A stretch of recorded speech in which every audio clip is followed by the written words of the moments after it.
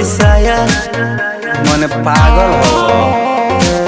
अरे हट ना कन बलिया उठल लिया अभी बाट नया नया जनी बना तू बेहाया कर दाया रो दिसाया।